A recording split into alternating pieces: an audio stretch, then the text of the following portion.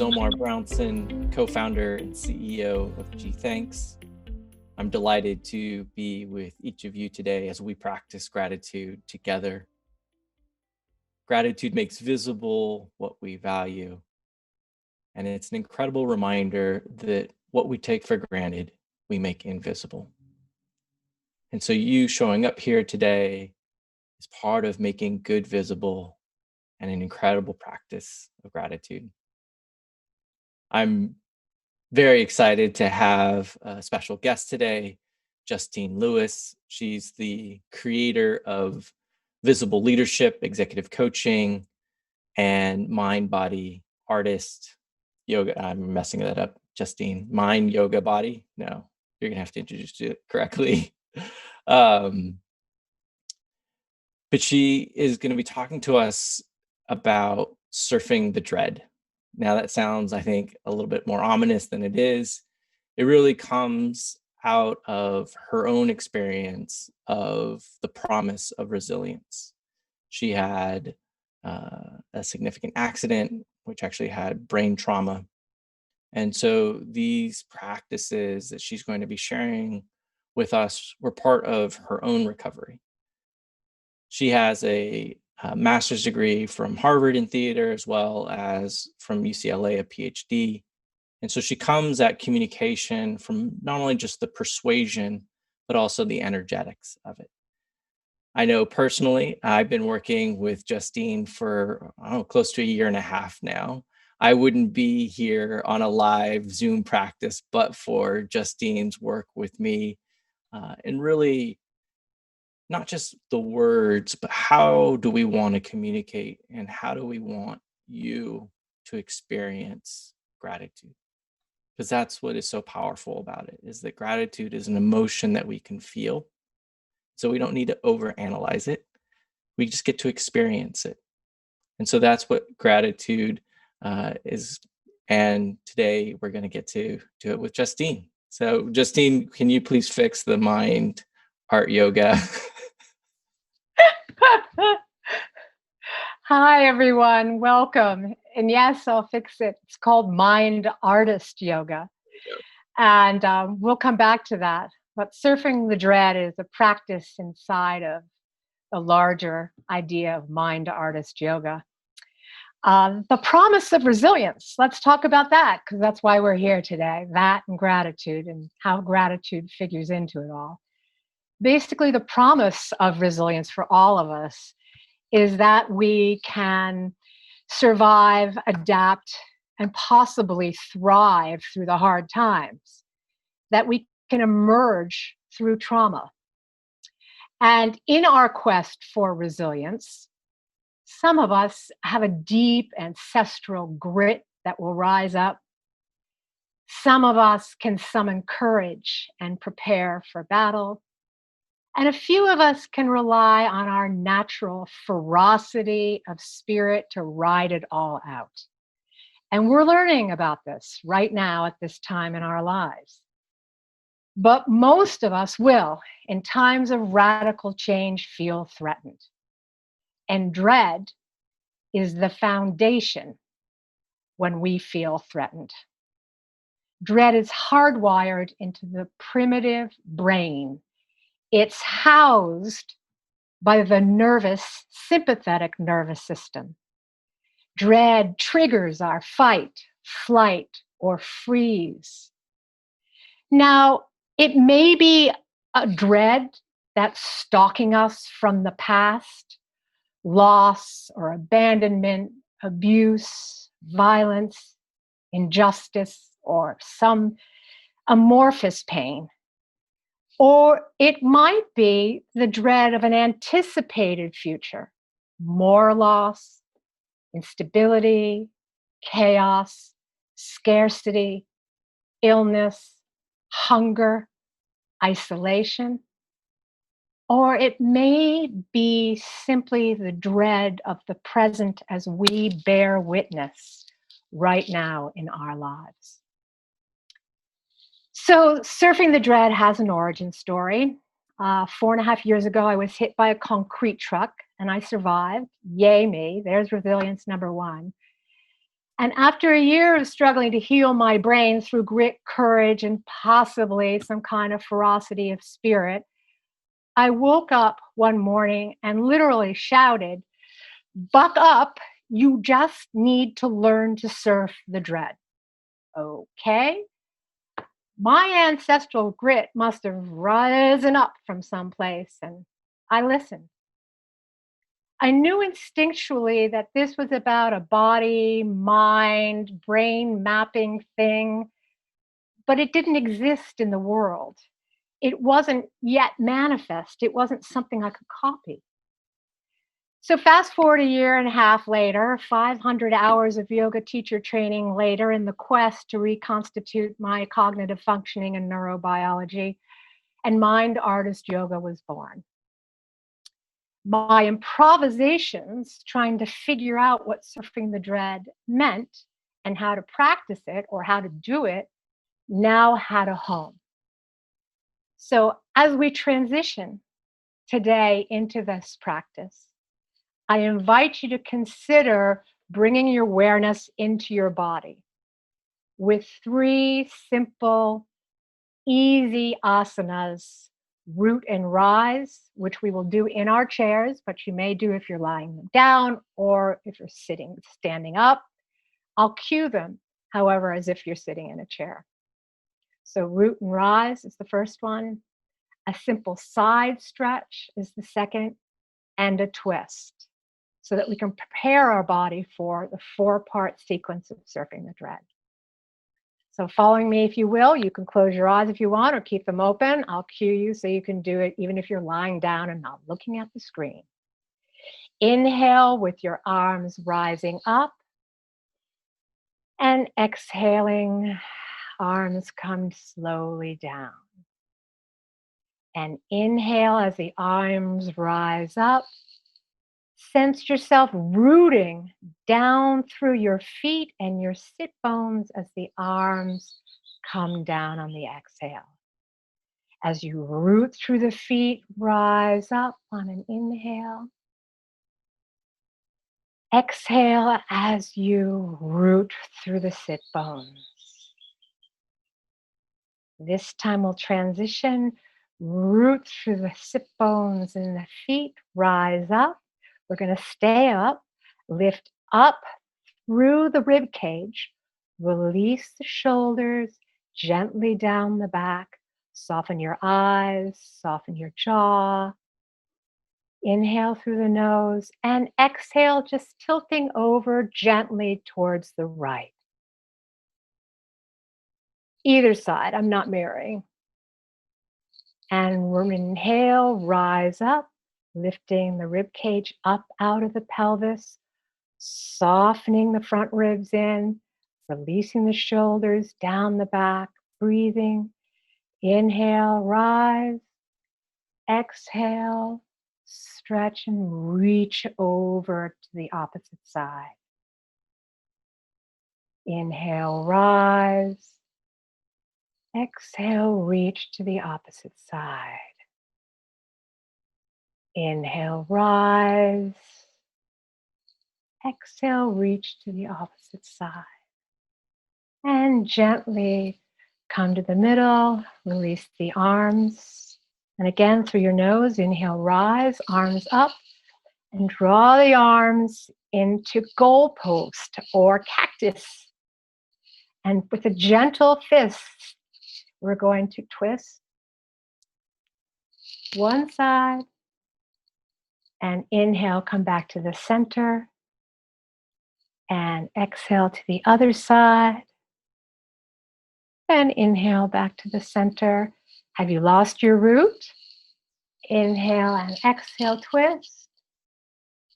Inhale, rise, center. Exhale, twist. Inhale, rise, center. Gently bring the arms down. Rub your hands together. Let's get a little heat going. Beautiful. I'm going to ask you to place your hands on your side ribs just for a moment. Soften your eyes and find your natural breath. Just notice what happens with your natural breath. Can you bring it to the side ribs so that your inhale expands those side ribs and your exhale compresses them? Now, softly close your eyes if you're comfortable, or just find a drishti, which is a point of focus off the screen with softened eyes as we move through the 4-part practice. The parts are stilling the brain with conscious breath, tuning the mind with softness, seeing beauty, and feeling gratitude.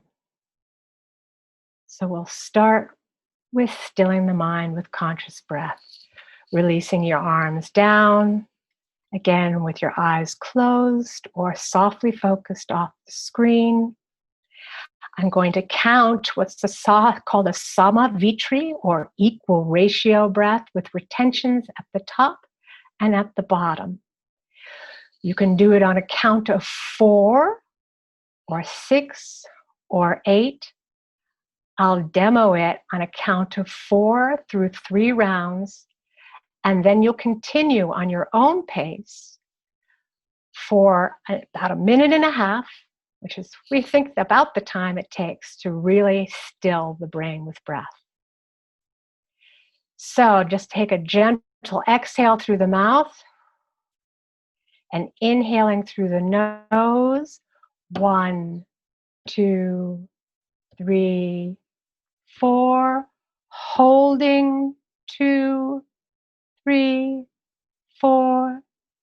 Exhale. 2, 3, 4. Holding.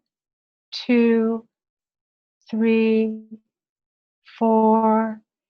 Inhale. 2, 3, 4. Holding. 2, 3, 4. Exhale. 2, 3, 4. Holding. 2, 3, 4. Inhale. 1, 2, 3, 4. And holding. 2, 3, 4. Exhale. 2, 3, 4.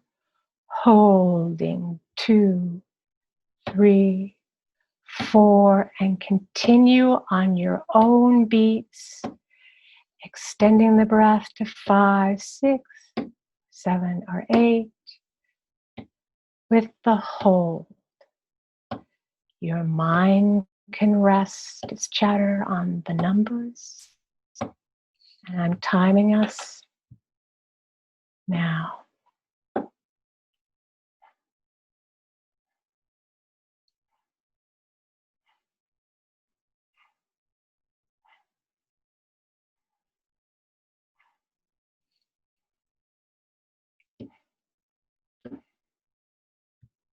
And if any time you feel that you need to give a break, just pause, take a few recovery breaths, and return to the Samavitri, stilling the brain with effortless ease, no stress.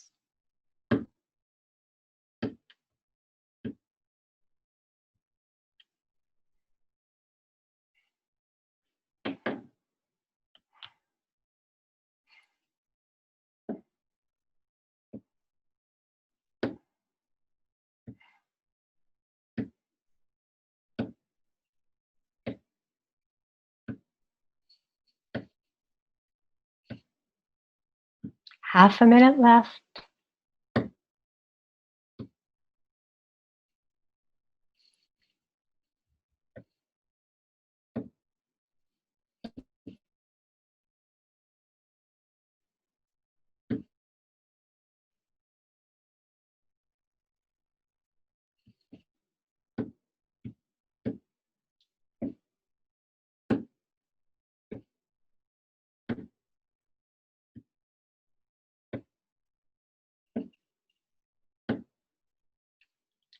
And release, keeping your eyes closed.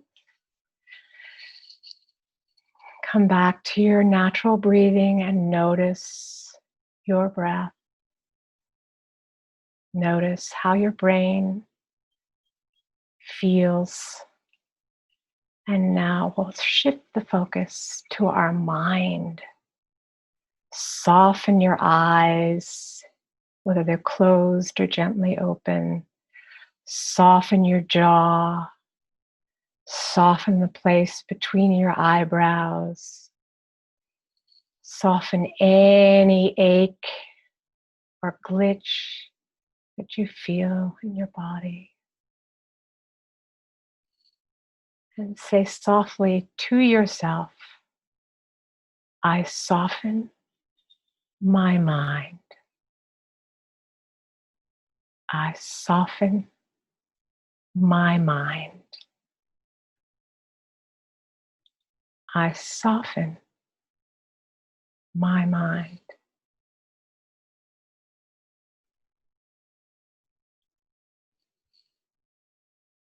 Notice your breath. And with a soft mind, we transition to the next sequence. Find yourself in a place and notice what's around you with your eyes closed in your mind's eye. A place you enjoy or a place that's unknown. Basically, whatever comes up. It doesn't need to be magical, just present for you. And while you're in that place, see if you can notice something that's beautiful. A face, someone's eyes, an animal, a plant, an object, the way the light is, a sound you hear, a smell. See beauty.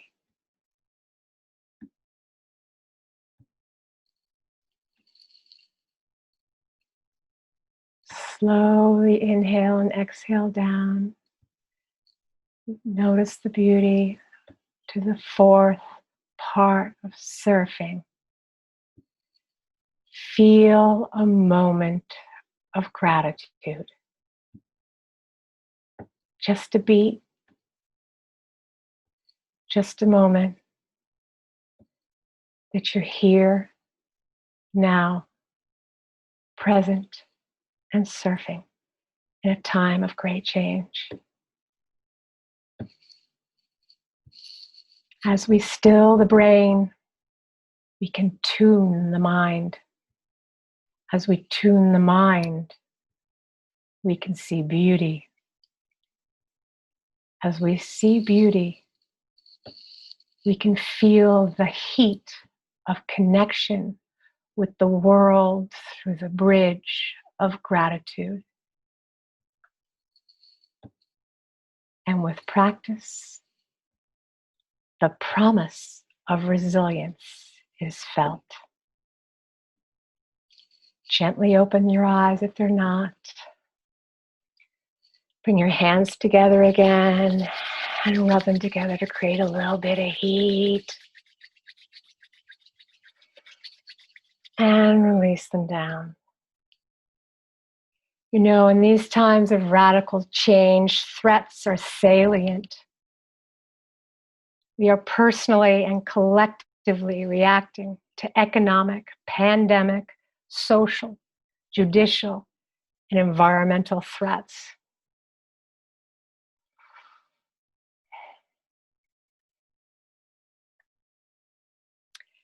And for all of us, the opportunity to practice and learn to surf the dread is available. We do it not just for ourselves, but for those around us. We live in a family, with our co-workers, the more that we can allow ourselves to surf this dread, to build the idea of what that means, the more we can be receptive and present for other people. It is said that our collective and personal experiences sculpt the brain, because the brain is an organ that is dependent on use. How we use our brain, what choices we make for a few minutes a day as mind artists and use of our brain can have a wide impact on a wide arena in our lives. So whether you're an athlete or a gardener, or a essential worker, a community leader, a teacher, or a musician, an advocate, a poet, or a parent, we can pause and reset that dread. You know, on average, we take 22,000 breaths a day. That's 960 breaths per hour. So there's really a lot of opportunity to drop in and pause and reset when we feel that threat, when we start to lean into being stalked by a dread from the past, or anticipating dread from the future, or just bearing witness in the present and feeling dread. So we're all called to show up as best we can for ourselves so that we can show up and hold space for other people. I hope this practice, which is easy to use, to come back to, provided a resource for everybody.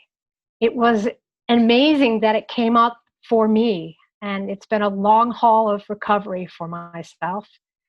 And this simple practice, just returning to it, searching sometimes in that same beauty, but looking, feeling gratitude, but not sure it was real, but feeling it, helped me rehabilitate and helped me ride the threats that were in my life, some of which a lot of us are all feeling right around now. Yeah. So as King said, and we've heard it before, even from one of the speakers on this program, we are all tied in a single garment of destiny. Our ability to surf the dread helps us show up and be aware of what that garment's about. So everyone, if you're comfortable and you would like to type into the chat what you saw, the beauty that you saw, or if not seen, the place that you searched for that beauty, it would be super cool to have that moment and share that moment as Omar brings this session to a close. Thank you, everyone. I appreciate you showing up for me. Thank you so much, Justine. That was beautiful, and everybody can now get a little bit of a taste of the opportunity of working that I had with working with Justine over the last year and a half, and really just grounding at a physical level and remembering that, you know, to embrace the emotions, and as we communicate, and it's relational. So as Justine shared, please share, if you feel comfortable, what some of the beauty you saw. I saw leafy plants, I'll read from the chat, almost rainforest-like, quiet, serene. My deck with beautiful flowers, flowering trees, blue sky, and fluffy white clouds. I know personally, the place I went was our converted garage where I've been meditating a lot lately, and our dog comes in to meditate with me. And my wife loves that dog deeply. And so for me, that, you know, it's my wife's love for that dog is what came through. Yvette saw the sea, the sun, and felt peace and beauty. Teresa, beautiful wheat field. Sarah Jane, I saw a tree from my yard with vegetables and flowers, garden in the sun with a slight breeze. Thank you, everyone, for being present, for showing up, And I think, as Justine said, each breath is this moment we have that we can turn from a moment of dread to a moment of beauty. And that the breath is something that we can surf to get us there. Is there any parting words that you'd like to share, Justine? I just want to thank you again so much for joining me on this show. And I certainly don't think there would be this show but for having gotten to work with you. So again, thank you. Wow, that's a lot of gratitude coming my way. I don't know if I can take it in, but I'll try. I am so grateful that you also created this platform, because, a lot of us are fairly isolated, and it's nice to create a community online that's not based on work, that's not based on transaction, but that's based on creating shared experiences with people we don't know and sometimes don't even hear their voices. So thank you for that, and thank you everybody for showing up here today. Thank you, everyone, and take this moment to thank yourself for giving yourself this time. Cheers.